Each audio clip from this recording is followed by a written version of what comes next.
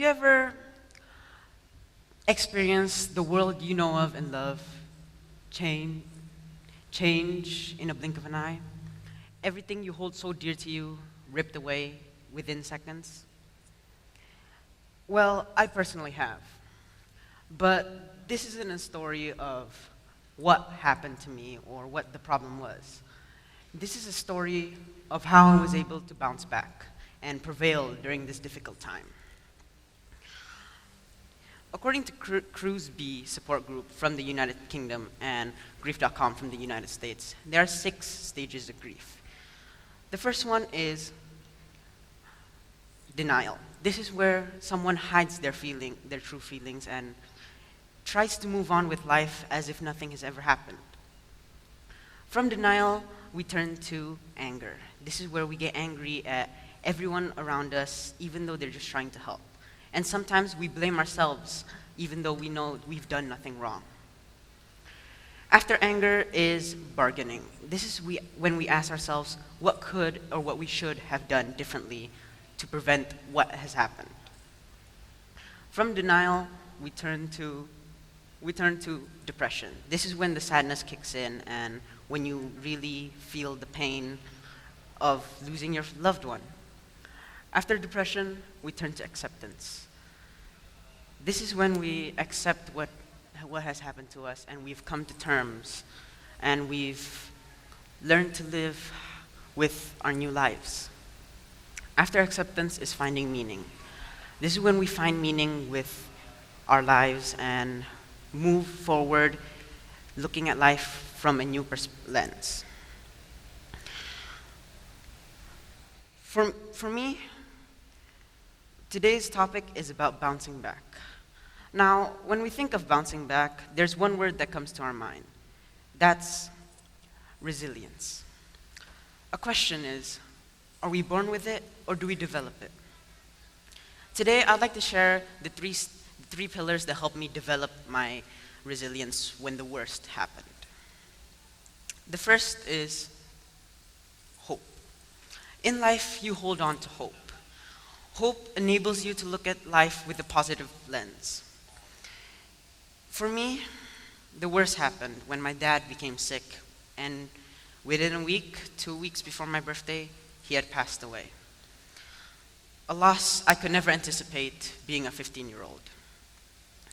Those who knew my dad knew how much he loved his family and cared for us. They knew that he was looking forward to growing old with my mom and seeing me and my sister off with our own families.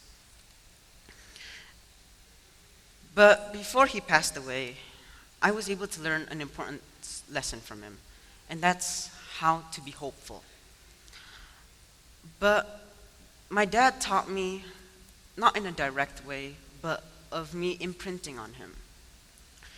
He had always told me that in all things, God works for the good. And till this day, this very line has stuck with me forever. And it's the line that helps me get up in the morning and face the day head on. So now I have hope. I hope to be half the man my dad was. I hope to be there for my mom when she's old.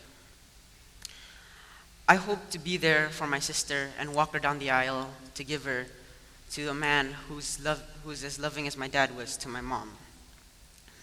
I hope to someday find the love of my life, just like my dad found his. And I hope to make him proud of the things I'm able to achieve. This is the hope that enables me to look forward to life, to see life through a positive lens, and not take everything as a negative. From hope, we turn to purpose. We all need to find purpose in our life because having purpose helps us fit into today's society. Today, I'm living a purposeful life at home. I've learned to cook because my mom's sometimes too busy to do so. I've learned to do dishes despite my mom still complaining plates are still oily. I've learned to do the laundry and not to get sad when I forget to take them back before it rains. I've learned to deal with my little sister, sometimes who annoys me or sometimes cries over the little things she can't do. And I've learned to continue my dad's legacy as the man in the family. But it's not just home where I've become purposeful. I've also done this at school. At school, I've learned to be more communicative and open with my teachers, especially homeroom teachers, who are always there checking up on you every day, asking how you're doing and if they could help in any way. But I've also learned to be there for my friends, because I know when the worst has happened, sometimes all you need is just someone who cares and is there for you and listens to you. Having this purpose enables me to get up every day because I know I have a duty to complete on this earth, and there's people who are there that need me, that count on me to do it. Next is time. Time to give yourself process to grief. Time to feel your disappointments. Time to feel your fears. For me, I give myself time. I give myself time to cry when I find myself alone in the supermarket without my dad, when normally it's me and him discussing what we would cook for dinner. Time to feel the emptiness when I want to share my achievements with him, but he's no longer here to share the joy with me. Time to miss him. Time to remember all the fun we had and all the laughs we had. Especially with me being dyslexic, I often misspell words out loud and confidently, which both made us crack up. And time to feel loss. When I look for someone to turn to for guidance, but I no longer hear his words of wisdom. And practice. It takes practice for us to be able to feel these emotions and let it all out. For me, it took a lot of practice to hold back tears when I'm in the kitchen cooking and he's no longer there beside me to criticize what I have done wrong and what I've done right. Practice to find joy in the small things that I've done and to only be able to share with my mom and my sister when it's always been my dad there for me every single day of my life.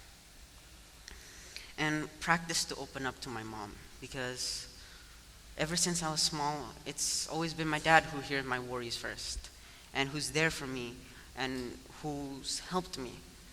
Now I have to share it with the teacher mom. And you know how teachers are with why is this, why is that, when sometimes all you need is a reassuring word.